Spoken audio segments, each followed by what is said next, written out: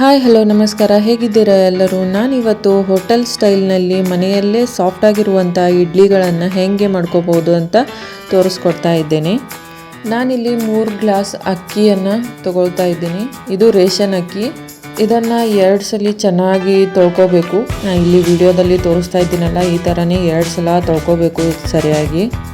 Perfect idli batter ಇದ್ದರೆ ಮಾತ್ರ perfect ಆದ ಇಡ್ಲಿಗಳನ್ನು ಮಾಡ್ಕೊಳ್ಳೋಕ್ಕೆ ಸಾಧ್ಯ ಆಗುತ್ತೆ. ಹಾಗಾಗಿ ನಾನಿಲ್ಲಿ ನಿಮಗೆ ಫಸ್ಟ್ ಬ್ಯಾಟರ್ ಮಾಡೋದನ್ನು ತೋರಿಸ್ಕೊಡ್ತಾ ಇದ್ದೀನಿ. ಇಲ್ಲಿ 2 ಸಲ ಅಕ್ಕಿನ ಚೆನ್ನಾಗಿ ತೊಳ್ಕೊಂಡು ಅಕ್ಕಿ ಮುಳುಗುವಷ್ಟು ನೀರನ್ನು ಹಾಕಿ ನೆನೆಯೋಕ್ಕೆ ಇಟ್ಟಿದ್ದೀನಿ. ನಿಮಗೆ ನಾಳೆ ಬೆಳಗ್ಗೆ ಬ್ರೇಕ್ಫಾಸ್ಟ್ಗೆ ಇಡ್ಲಿ ಬೇಕಾದರೆ ನೀವು ಇವತ್ತಿನ ದಿನವೇ ಅಕ್ಕಿ ಮತ್ತು ಉದ್ದಿನಬೇಳೆನ ನೆನೆ ಹಾಕೋಬೇಕು.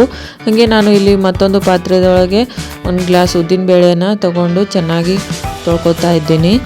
ಇಲ್ಲಿ ಎಷ್ಟು ಅಕ್ಕಿಗೆ ಎಷ್ಟು ಉದ್ದಿನಬೇಳೆ ತೊಗೋಬೇಕು ಅನ್ನೋದು ಬಹಳ ಮುಖ್ಯ ಆಗುತ್ತೆ. ಈಗ ನಾವು 3 ಗ್ಲಾಸ್ ಅಕ್ಕಿ ನೆನೆ ಇಟ್ಟಿದ್ದೇವೆಲ್ಲ, ಅದ್ರ ಸಲುವಾಗಿ 1 ಗ್ಲಾಸ್ ಉದ್ದಿನಬೇಳೆನ ನಾನು ತೊಗೊಂಡಿದ್ದೀನಿ. ನಾನು ಇದನ್ನು ಬೆಳಿಗ್ಗೆ ನೆನೆ ಹಾಕಿದ್ದೇನಲ್ಲ, ಸಂಜೆ ಹೊತ್ತಿಗೆ ಚೆನ್ನಾಗಿ ನೆಂದುಬಿಟ್ಟಿತ್ತು ಅಕ್ಕಿ ಹಾಗೂ ಉದ್ದಿನಬೇಳೆ. ನಿಮಗೆ ಬೆಳಗ್ಗೆ ಹೊತ್ತಿಗೆ ಕೆಲಸ ಇತ್ತು, ನೆನೆ ಹಾಕಲಿಕ್ಕೆ ನೆನಪಿಲ್ಲ ಆಗಿಲ್ಲ ಅಂತಂದ್ರೆ ಆಮೇಲೂ ಈ ಅಕ್ಕಿ ಹಾಗೂ ಉದ್ದಿನಬೇಳೆನ ನೆನೆ ಹಾಕೋಬೋದು. ಮಿನಿಮಮ್ 4 ಗಂಟೆ ನೆನೆ ಹಾಕಿದ್ರೆ ಸಾಕಾಗುತ್ತೆ. ಇಲ್ಲಿ ಅಕ್ಕಿ ಮಿಕ್ಸಿಗೆ ಹಾಕುವಾಗ ಒಂದು ಸ್ವಲ್ಪ ನೀರನ್ನು ಆ್ಯಡ್ ಮಾಡಿ ರುಬ್ಕೋಬೇಕು. ಇನ್ನು ನೋಡಿ, ಇಲ್ಲಿ ವಿಡಿಯೋದಲ್ಲಿ ಕಾಣ್ತಿರುವಂಥ ಕನ್ಸಿಸ್ಟೆನ್ಸಿ ಇರಬೇಕು. ಜಾಸ್ತಿ ಗಟ್ಟಿಯಾಗೂ ಇರಬಾರ್ದು, ಜಾಸ್ತಿ ಲೂಸ್ ಆಗೂ ಇರಬಾರ್ದು. ಈ ಥರ ಇದ್ದರೆ ಸಾಕಾಗುತ್ತೆ. ಒಂದು ವೇಳೆ ಗಟ್ಟಿ ಆದರೆ ನೀರು ಹಾಕ್ಕೊಂಡು ಆಮೇಲೆ ಲೂಸ್ ಮಾಡ್ಕೋಬೋದು. ಹಾಗೆ ನಾನು ಇಲ್ಲಿ ಉದ್ದಿನಬೇಳೆನೂ ಕೂಡ ಮಿಕ್ಸಿಗೆ ಹಾಕ್ಕೊಳ್ತಾ ಇದ್ದೀನಿ. ಉದ್ದಿನಬೇಳೆನೂ ಚೆನ್ನಾಗಿ ನೆಂದುಬಿಟ್ಟಿವಿ, ಹಾಗಾಗಿ ರುಬ್ಕೊಳ್ತಾ ಇದ್ದೀನಿ. ಇದಕ್ಕೆ ಒಂದು ಸ್ವಲ್ಪ ನೀರು ಕಮ್ಮಿ ಆಯಿತು, ಅದ್ರ ಸಲುವಾಗಿ ಒಂದು ಸ್ವಲ್ಪ ಗಟ್ಟಿ ಆಗಿದೆ. ಬಟ್ ಆಮೇಲೆ ಒಂದು ಸ್ವಲ್ಪ ನೀರು ಹಾಕ್ಕೊಂಡು ಮಿಕ್ಸ್ ಮಾಡಿಕೊಂಡ್ರೆ ನಡೆಯುತ್ತೆ. ಹಾಗೆ ನಾನಿಲ್ಲಿ ಅಳ್ಳನ್ನು ತೊಗೊಂಡಿದ್ದೀನಿ. ನೀವು ಬೇಕಾದರೆ ಅವಲಕ್ಕಿನ ತೊಗೊಳ್ಬೋದು.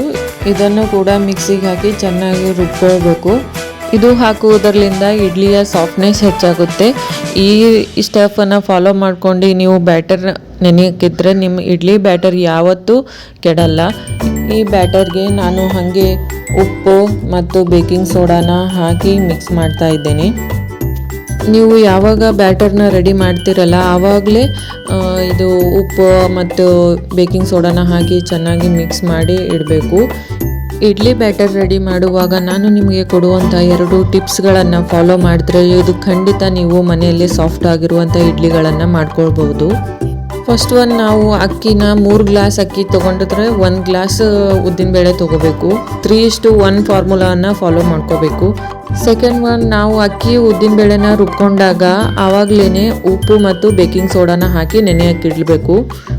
ರಾತ್ರಿ ರುಬ್ಬಿಟ್ಟಿದ್ದ ಹಿಟ್ಟು ಎಷ್ಟು ಚೆನ್ನಾಗಿ ಉಬ್ಕೊಂಡಿದ್ದೆ ನೋಡಿ. ಇಲ್ಲಿ ಈ 2 ಟಿಪ್ಸ್ ಫಾಲೋ ಮಾಡಿದ್ರೆ ಸಾಕು, ಆರಾಮಾಗಿ ಸಾಫ್ಟ್ ಆಗಿರುವಂಥ ಇಡ್ಲಿಗಳನ್ನು ಮಾಡ್ಕೋಬಹುದು. ಇಲ್ಲಿ ನೋಡಿ ಎಷ್ಟು ಚೆನ್ನಾಗಿ ಹಿಟ್ಟು ಉಬ್ಕೊಂಡಿದೆ ಅಂತ. ಹಾಗೆ ನಾನಿಲ್ಲಿ ಇಡ್ಲಿ ಪಾತ್ರೆಗೆ ನೀರನ್ನು ಹಾಕ್ಕೊಂಡು ಗ್ಯಾಸ್ ಹೊತ್ತಿಸಿ ಇಡ್ತಾ ಇದ್ದೀನಿ.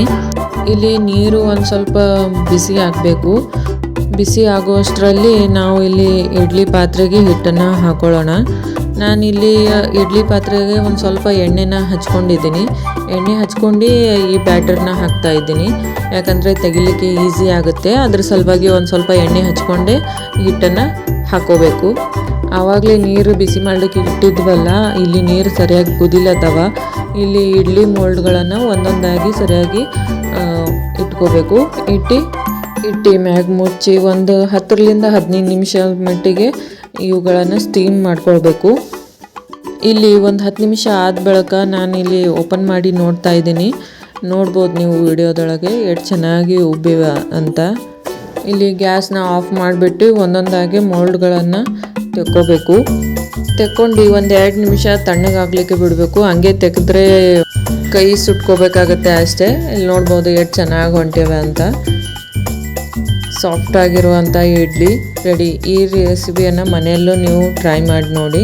ಖಂಡಿತವಾಗಿ ಪರ್ಫೆಕ್ಟ್ ಆದಂಥ ಇಡ್ಲಿಗಳನ್ನು ನೀವು ಮಾಡ್ಕೋಬೋದು ಆರಾಮಾಗಿ. ಇಡ್ಲಿ ಅಂತೂ ರೆಡಿ ಆಯಿತು. ಮತ್ತೆ ತಡ ಬಿಸಿ ಬಿಸಿ ಸಾಂಬಾರ್ ಜೊತೆ ಇಡ್ಲಿನ ತಿಂತಾ ಇರೋದೇ. ನಿಮಗೇನಾದರೂ ನನ್ನ ರೆಸಿಪೀಸ್ ಇಷ್ಟ ಆದಲ್ಲಿ ಲೈಕ್, ಶೇರ್, ಸಬ್ಸ್ಕ್ರೈಬ್ ಮಾಡಿ. Thank you.